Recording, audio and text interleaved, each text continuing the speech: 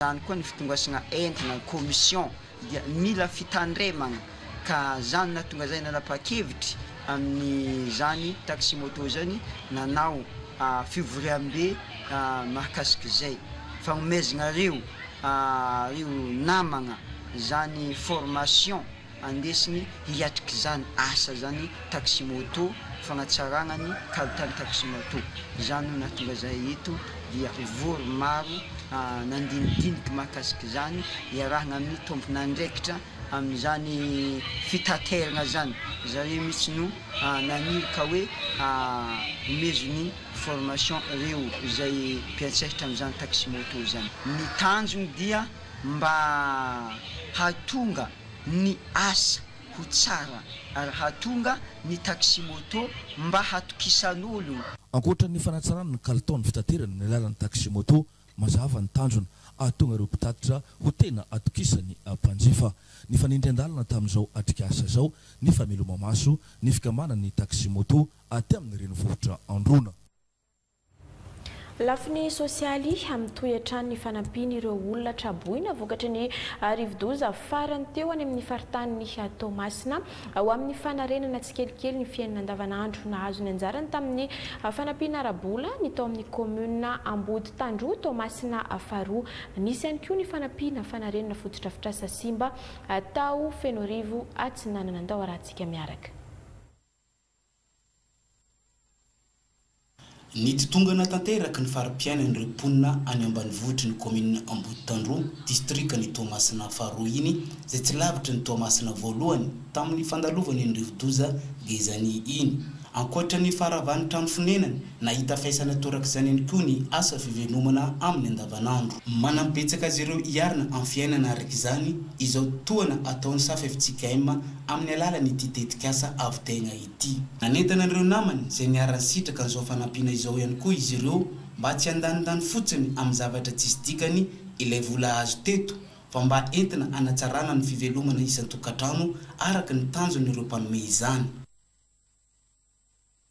Tokantrano miisa 570 avy amin'ny fokotany telo ao amin'ny commune ambanivohitry ny Ambody Tandroa district ny Toamasina faharoa iny dia ampasy mazava Ambalasaona ary Ambavarano no nomeny ny SAFFJKM toana arabola 7 alina sy 4 hetsy ariary avy amin'ny alalan'ilay tetikasa avitegna izay vatsiny ny gouvernemanta kanadiana amin'ny alalan'ny banque CFZB sy Ordre Renew.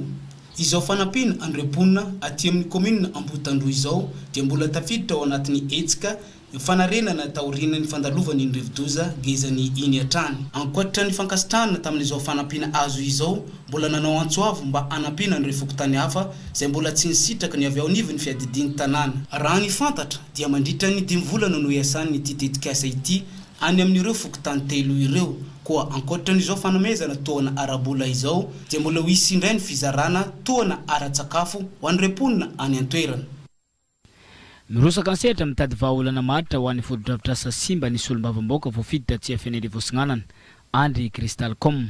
Namaly izany ny tale général ny SPAT Toamasina ka nanolotra tolona 500 isa ho an'ny vahoaka ny district ny Fenerivo Atsinanana. Tsy vaovao fa nitso matevina tsara kalitao no lava izy reto. Na dia fanomezana avy amin'ny sara sitrapo aza dia atao mangarahara ny fitsinjarana azy ary hajena ny lahara-pamena tany ampanolorana. Anana trano sekoly mitafo Andeline na mitovy amin'ny baoritra ireny ny CG Ambody Atafany commune ambanivohitra Mahambo ka nomeny ny solombavamboaka 70 ary naterina tao amin'ny tokotanin'ny commune. Sekoly mpanjakana maro no ezahana ho vitena ato amin'ny district. Manaitra ny zanaka ampelezana ihany koa izy solombavamboaka mba hitodika andray anjara amin'ny asa mafy apetraka olo vainjafy tahaka ny fanamboarana trano sekoly itony. Afanidina ny jery fotony ny fomba ikarakarana ny vakoka ho mailaka any Ambanja ny avy ao anivony ny fitaliavam-paritry ny serasera sy ny kolotsaina faritra Diana niaraka amin'ireo mpiara-miombana antoka aminy. Mbola ao anatin'ny iray volana anangonana ireo antotanisa sy antotan-kefitra momba izay resaka vakoka sy kolotsaina izay ny fitaliavam-paritra amin'izao fotoana izao ka tao Ambanja no nanatanterahana izany. Kinisa Bezandry. Toerana nisy mponina sy nivezivezen'olona maro avy tamin'ny firenena samihafa tamin'ny alalan'ny fifanakalozana ara-barotra ny teto mailaka ao anatin'ny commune ny Jangoa tany amin'ny taona 20 raha ny tantara izay hamarininy zava-misy eto ankehitriny. Mbola hita eto ny toerana nisy niseranantsambo tamin'izany sy ny fototry ny trano fivavahana ho an'ny mpino Islamo ary ireo trano fonenana izay mbola ahitana rindrina mitsangana hatramin'izao. Nidina nitarika ny délégation ny jery fotony ny zava-nisy teto ny avy amin'ny fitaly avamparitra ny serasera sy ny kolotsaina Diana. Atsika mahay avian'olo milomay lanty mandeha Grèce efa bolongam-bato karaha ty trano misy tantara. Atsika nefa manana amin'ny faritra Diana, manana atsika agnatin'ny district ny Ambanja, agnatin'ny commune Jangoa. Raha ohatra ka voakobaby, voakarakara, lasa vavolombelon'ny tantara, izay volagnako hoe diso ary mila itsy fa tsy tamin'ny taogno 2010 nahitana Madagasikara voalohany fa porofo mitoaka amin'ny tentany ty fa tamin'ny 700 efa nisy ty teto ary agnisy tanana farany mavety nefa tsy sakatiny tantaram-pianaragny tsy haiko raha jiaby zay. Fotoagna agnamezagna asiny raha zay ary zegny mahatonga na mitragna ary nagnanaovagna programa nasa magnano ty fikaroagna ty.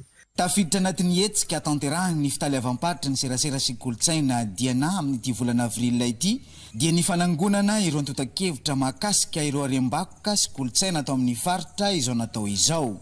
Tsy havela atory ny tantara fa atao zay ahafantara ny taranakazy ka ny hametraka ity toerana ity ho lasa toeram-pikaroana sady mahaliana ny mpizahatany hitarika fampandrosoana amin'ny distrika sy ny faritra misy azy no tanjona.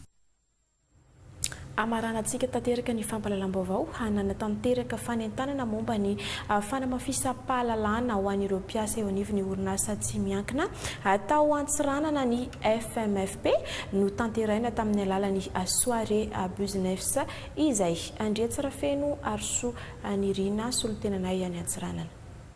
Mila olona manana traikefa na capital humain maro ireo otrikarenana samihafa misandrahaka amin'ny faritra Diana mba ahatonga izany hitondra fahombiazana amin'ny fandrarana amin'ireo sehatra tsy miankina amin'ny fanjakana ary ametraka izany loharanom-pampandrosoana ny faritra. Mbola ny 15 isanjato ny orinasa eto Madagasikara no mampiatra izany ary 20 isanjato ny eto anatin'ny faritra Diana zay ambara fa ambany indrindra. Tsy azo idrivirana nefa ny fanamafisam-pahalalana amin'izao andro fanatontolona izao indrindra manoloana ny ambana ateraky ny intelligence artificielle. Anisan'ny loharan-karena firenena voalohany indrindra moa dia ny olombelona tsy maintsy atao arzoan'ny mpiasa toy hoe ny mitaky ny fanaovana formation satria mampiakatra ny fahaiza moa zany ary misy tombontsoa ihany koa zany ny ho an'ny mpampiasa. Misy mpitondra orinasa mbola tsy tonga saina fa napatsevina teo fa io investissement no resaka formation io satria mpampiasa mahazo fahaizana bebe kokoa dia mitondra soa ihany koa ho an'ilay orinasa. Na dia ambara ao ambany ny faharisen'ny mpampiasa miditra amin'ny sehatra ny fanamafisana ny fahalalan'ny mpiasa io no ny antony maro dia nivoaka tamin'ny fanakalozakevitra nandritra ity soirée business teto antsirana ity. Mpampiasa maro no efa tonga saina ka mitaky io tombontsoa azo fanamafisa-pahalalana io. Tolorana mari-pakasana avy amin'ny FMFP no ny fahavitrian'izy ireo nanatanteraka fanofanana ny arahana tamin'izy ireo ny orinasa mpibataentana CMDMD raha ny ONG Azimit kosa no notolorana ny mari-pakasitrahana no ny fahazotoany mampiasa ny fiofanana natao ary ny sitraka tombotsoa mivantana sy azo-tsapain-tanana avy amin'izany. Top klasy topoko vavy tapitra ny ora ny fampalalam-baovao tamin'izao atoandro izao ankasitrana ianao tany atokantrano anaraka izany hatramin'ny farany ankasitrana ihany koa ireo ekipa rehetra niara-ny salata amin'ny fanatotosana ny fampalalam-baovao manome fotoananao manaraka indray veloma tompoko.